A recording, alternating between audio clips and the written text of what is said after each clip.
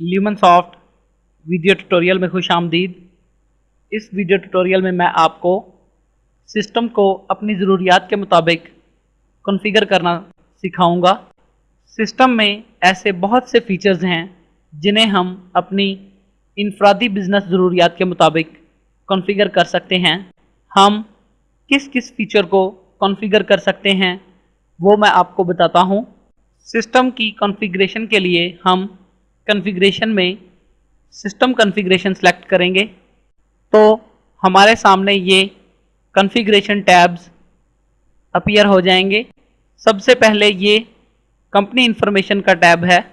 Company information में सबसे पहले ये नेम का टेक्स्ट बॉक्स है। इस टेक्स्ट बॉक्स में हम अपनी शॉप का नाम लिखते हैं जो कि सेल स्क्रीन और बाकी रिपोर्ट्स पर अपीयर होता है। उसके बाद ये लेबल कंपनी नेम है जो कि सिर्फ बारकोड्स पर अपीयर होता है। उसके बाद ये एड्रेस का टेक्स्ट बॉक्स है जिसमें हम अपनी शॉप का एड्रेस लिखते हैं और ये एड्रेस भी रिपोर्ट्स पर प्रिंट होता है।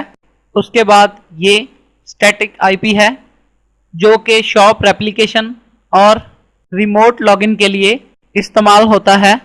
सिंगल शॉप पर ये स्टैटिक आईपी रिमोट लॉगिन के लिए इस्तेमाल होता है, जबकि चेन ऑफ स्टोर्स की सूरत में यही स्टैटिक आईपी रिमोट लॉगिन और वीपीएन बनाकर डाटा ट्रांसफ़र और सिंक्रोनाइजेशन के लिए इस्तेमाल होता है।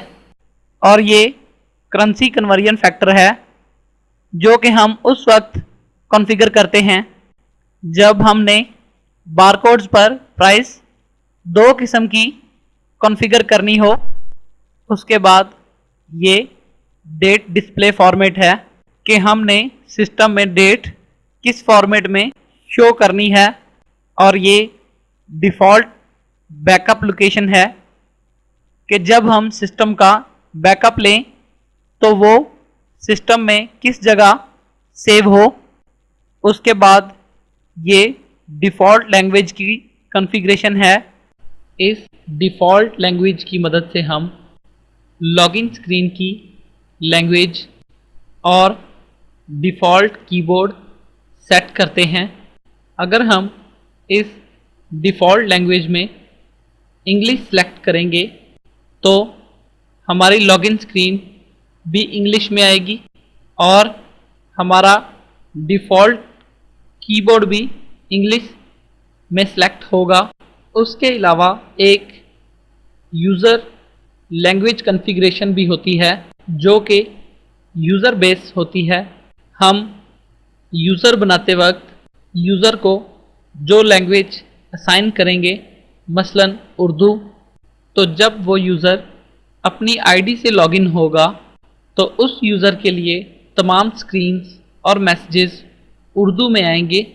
लेकिन सिस्टम डिफ़ॉल्ट लैंग्वेज इंग्लिश होने की वजह से लॉगिन स्क्रीन और डिफ़ॉल्ट कीबोर्ड इंग्लिश ही होंगे, जबकि यूज़र इस कीबोर्ड को चेंज भी कर सकता है। उसके बाद ये शॉप की तरफ से मेल सेंडिंग कॉन्फ़िगरेशन का एरिया है जो कि मेल सेंड करने के लिए कॉन्फ़िगर किया जाता है। आउटगोइंग मेल सर्वर में हम वो सर्वर एंटर करेंगे जिसके थ्रू हमने मेल सेंड करनी होगी। ईमेल एड्रेस में हम वो एड्रेस एंटर करेंगे जिस एड्रेस से हम मेल सेंड कर रहे होंगे। और यूज़र नेम और पासवर्ड में हम मेल यूज़र का नेम और पासवर्ड एंटर करेंगे। उसके बाद ये mail server secure socket layer का चेक बॉक्स है। अगर हमारे सर्वर की ऑथेंटिकेशन सिक्योर होगी तो हम इस चेक बॉक्स को चेक कर देंगे, और अगर सर्वर की ऑथेंटिकेशन सिक्योर नहीं होगी तो हम इस चेक बॉक्स को चेक नहीं करेंगे।